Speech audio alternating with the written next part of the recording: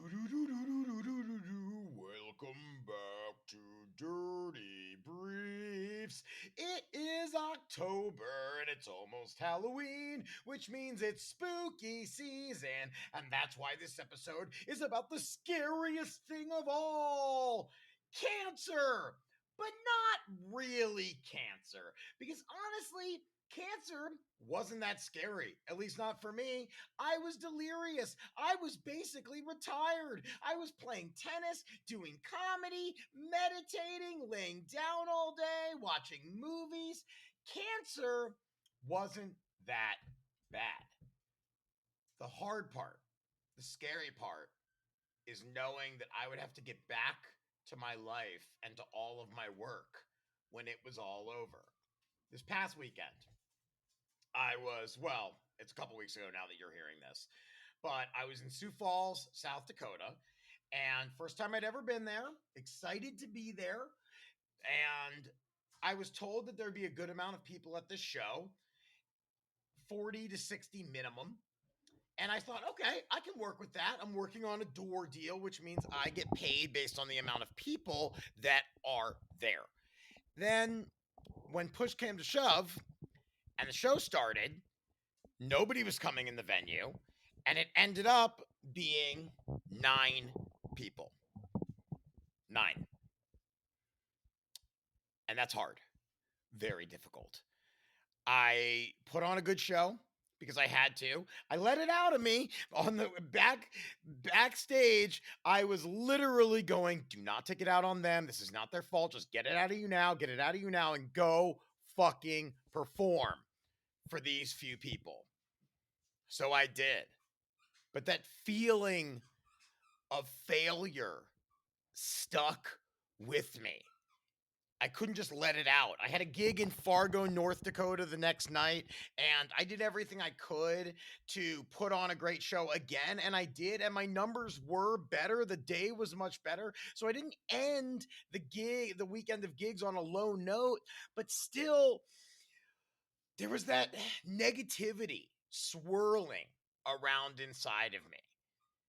And part of me can't stop thinking about how I knew this was coming. Almost a year ago, I wrote a blog post with this title, The Scary Part of Cancer. It's not what I thought it would be. Because dying is easy, but living is the hard part. All I had to do when I had cancer is survive and heal. People were there for me to take care of me. But now I need to figure out who I am on the other side of it and how to make cancer work for me. Because I said I was going to do that. I said, watch this, everybody. Cancer is going to rue the day it entered this body and mind because my positive attitude is going to make me shine brighter than the sun. It is going to prove my resilience. And in many ways, it has. But when I have a gig like I just did in Sioux Falls where nobody shows up, where I lose money, and then I'm looking at other ticket sales coming up, and I have club managers saying, hey, we're going to cancel this show if people don't start buying tickets. And I'm promoting, I'm running ads, I'm asking friends to reach out to people in these cities. I'm trying to do anything I can to get people out to these shows and to not live in this place of resentment where I feel like I'm allergic to certain levels of success. I'm so prolific right now in the amount of work that I am doing. I am writing blogs. I have this weekly podcast. I am releasing clips. I'm doing daily lollipops. I'm performing all the time.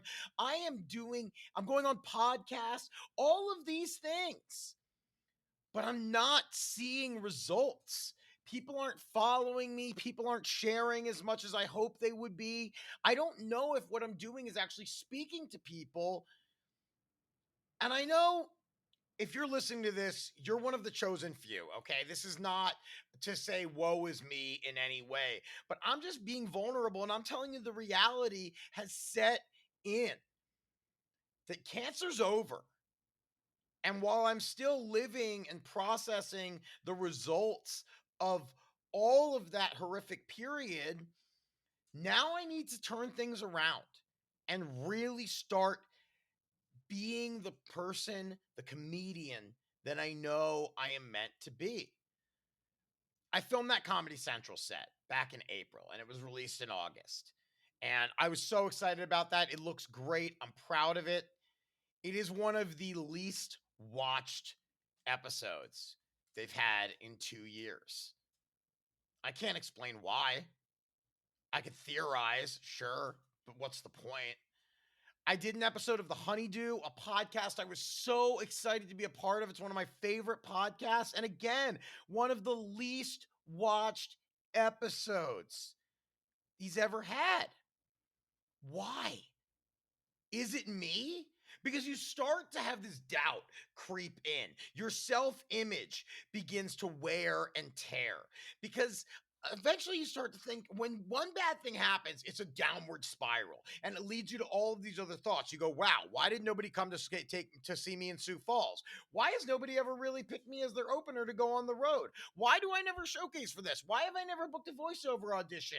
Why is everything a struggle? Is that just how it is for most people? But we don't see that because social media only shows us the greatest parts of ourselves unless we get nitty gritty and we share what reality actually is. I'm in it. It is my time to figure this out. And man, I'm working hard. I am really trying. I'm focusing on the positives. I'm filming a special January 12th in Bridgeport, Connecticut. I know that's going to be a great step for my career, something I need for myself. I'm working on another big project that I'm not going to talk about yet. And these are things you need to create art for yourself because there is something inside of you that needs to come out. You can't worry about results. However, this is my profession. This is how I make money. So when I go on the road and I don't sell any tickets, I can't pay rent. And that's scary.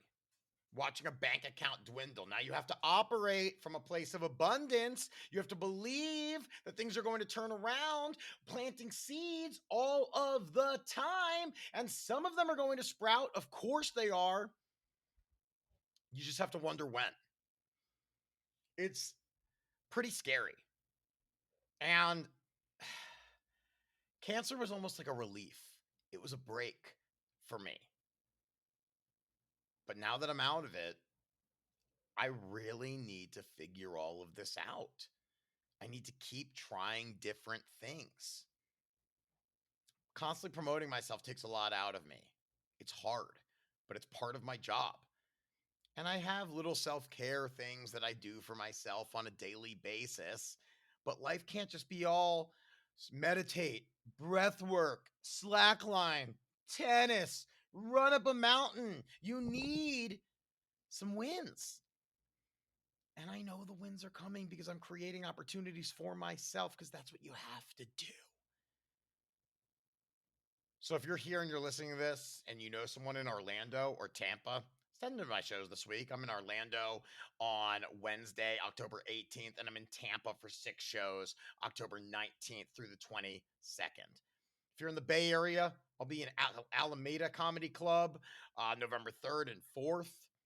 And there's more to come. Brea, California. Yes, first time headlining the Brea Improv, November 19th. I don't want to cancel these shows because I'm not selling tickets.